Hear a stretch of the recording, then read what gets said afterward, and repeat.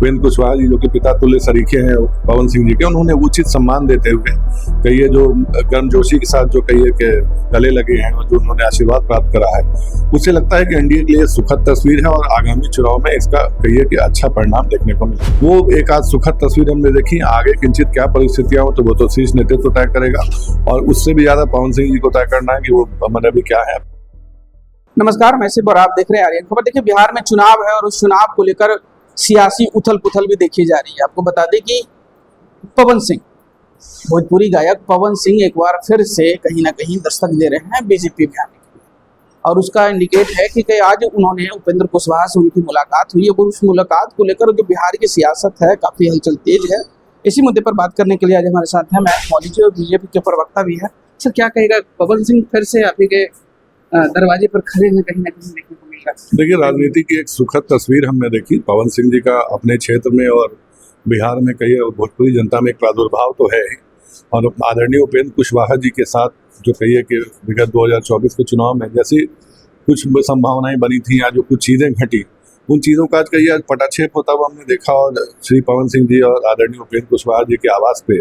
हमारे बिहार प्रभारी आदरणीय विनोद तावड़े जी की मौजूदगी में जो कई मुलाकात हुई है, मुलाकात के बाद जो सुखद तस्वीर बाहर आई है, श्री उपेंद्र कुशवाहा जी जो कि पिता तुल्य सरीखे हैं पवन सिंह जी के, उन्होंने उचित सम्मान देते हुए कहिए जो गर्मजोशी के साथ जो कहिए कि गले लगे हैं और जो उन्होंने आशीर्वाद प्राप्त करा है, उससे लगता है कि एनडीए के लिए सुखद तस्वीर है और आगामी चुनाव में इसका कहिए कि अच्छा परिणाम देखने को मिलना चाहिए। लेकिन उपेंद्र कुशवाहा कई बार अपना वो दुख जाहिर कर चुका है किसी लफ्जों में, कहीं ना कहीं स्टेज पर, बड़े बड़े स्टेजों पर उन्होंने इस दुख को जाहिर किया था कि बीजेपी की कमजोरी के कारण शाहबाद का क्षेत्र हमसे अछूता रह गया, मतलब जीत नहीं पाए। अब क्या लगता है कि पवन सिंह के आने के बाद? देखिए, समय बलवान होता है, जैसा कहा जाता है, व्यक्ति बलवान नहीं समय बलवान होता है। एक समय रहा होगा, कुछ किंचित परिस्थितियां रही थी वैसी, जो जिसका कि आज मैंने कहा पटाक्षेप हुआ, और दोनों की गर्मजोशी ये बयान करती है कि रिश्तों में कोई खटास नहीं है। और आगामी जो शाहबाद क्षेत्र में विशेष करके कहिए कि पवन सिंह जी का जो प्रादुर्भाव है और आदरणीय उपेंद्र कुशवाहा जी का भी जो प्रादुर्भाव है, उसको कहीं कोई दरकिनार नहीं कर सकता, और चीज़ें जो हैं कहीं बेहतरी की ओर अग्रसर दिख रही हैं, और इसे बिल्कुल आगामी चुनाव में कहीं एनडीए के लिए फलीभूत होता हुआ हम सब देख पाएंगे। तो क्या अब मान लें कि 2025 का जो बिहार विधानसभा चुनाव है उसमें पवन सिंह की टिकट कंफर्म है या उसके लिए? नहीं, ये कहना भी बहुत जल्दबाजी होगी इस बारे में, लेकिन कहिए कि अगर दोनों के बीच में जो कहिए जो दूरियां बनी थी, जिस कदर जो कहिए और जिसको कि मीडिया में काफी उछाल मिला उन चीज़ों को, वो एक आज सुखद तस्वीर हमने देखी। आगे किंचित क्या परिस्थितियां हो तो वो तो शीर्ष नेतृत्व तय करेगा, और उससे भी ज़्यादा पवन सिंह जी को तय करना है कि वो मतलब अभी क्या है। फिलहाल आज जो हमारे शीर्ष नेतृत्व की मौजूदगी में जो मुलाकात हुई है, जो कहिए कि दूरियां नजदीकियां में जब उसे आज सेलिब्रेट करने का दिन है। लेकिन आरजेडी की तरफ से कहा जा रहा है कि बीजेपी अब तिनका जोड़ के महल तैयार करना चाहते हैं, लेकिन बिहार की जनता तो महल बनने देगी। देखिए, लालू परिवार के बारे में क्या कहूँ, लालू परिवार में खुद कहिए सत्ता का फाइनल चल रहा है। 9 बाल बच्चों में खुद अभी कहिए कि राजनीतिक उत्तराधिकारी बनने का, मुख्य राजनीतिक उत्तराधिकारी बनने का होड़ है, और जिसमें कि तेजस्वी जी को मैं क्या कहूँ, तेजस्वी जिनकी अपने भाई बहन सारे छूट गए कथित एक जयचंद के कारण, जो जिस बहन ने अपनी किडनी दान करी है उस बहन तक को वापस जाना पड़ा। राजनीतिक की कुर्सी कहिए इतनी महत्वपूर्ण है,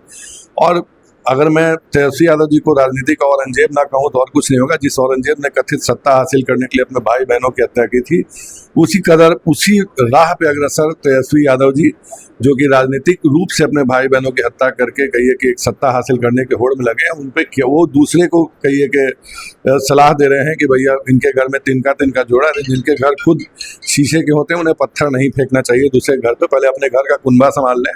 पहले ये डिसाइड कर लें कि आगामी पोस्टरों में लालू प्रसाद यादव जी और अपनी माता जी की तस्वीरें लगानी है या नहीं लगानी है, पहले वो डिसाइड कर ले, उसके बाद फिर बाकी चीज़ों पे कमेंट करने की जरूरत है। तो आपने सुना मयंक मौली जी को, आपकी क्या प्रतिक्रिया इस वीडियो को लेकर हमें कमेंट में जरूर बताइएगा। लेकिन उसके जाते जाते आपको आरजेडी के दौरान, आरजेडी के प्रवक्ता हैं एजाज अहमद, क्या कुछ कह रहे हैं इस मुद्दे को लेकर, पवन सिंह और उपेंद्र कुशवाहा के मिलने को लेकर, वो भी आपको सुनवा। बिहार की जनता का विश्वास और समर्थन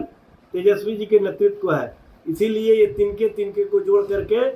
महल बनाना चाहते हैं। आज उपेंद्र कुशवाहा और पवन सिंह की मुलाकात भारतीय जनता पार्टी के नेताओं के सामने हुई, ये बताने के लिए काफ़ी है कि ये लोग काफ़ी डरे हुए हैं। इनको इस बात का डर है कि बिहार की जनता का विश्वास और समर्थन हम खो चुके हैं। बिहार की जनता 20 साल के खटारा और नकारा सरकार से मुक्ति चाहती है। बिहार की जनता विकास की सोच रखने वाले, बिहार को विकास का आयाम देने वाले, बिहार में नौकरी और रोजगार देने वाले, बिहार में पर्यटन और आईटी सेक्टर को बढ़ावा देने वाले तेजस्वी प्रसाद यादव के नेतृत्व पर जो विश्वास और समर्थन व्यक्त कर रही है, उसके कारण भाजपा, जदयू और एनडीए के खेमे में बेचैनी है। और इसी बेचैनी का परिणाम है कि सभी लोग एक जगह इकट्ठे हो रहे हैं और तिनके तिनके का सहारा लेकर के भारतीय जनता पार्टी महल बनाने का सपना देख रही है। उनका सपना रह जाएगा। तो आपने साफ तरीके से आरजेडी प्रवक्ता एजाज अहमद की पूरी बातों को सुना। आपकी क्या प्रतिक्रिया है इन दोनों बयानों को लेकर, हमें कमेंट में जरूर बताइएगा। और ऐसे ही तमाम खबरों से जुड़े रहने के लिए देखते रहे आर्यन खबर। फिलहाल के लिए बहुत बहुत शुक्रिया।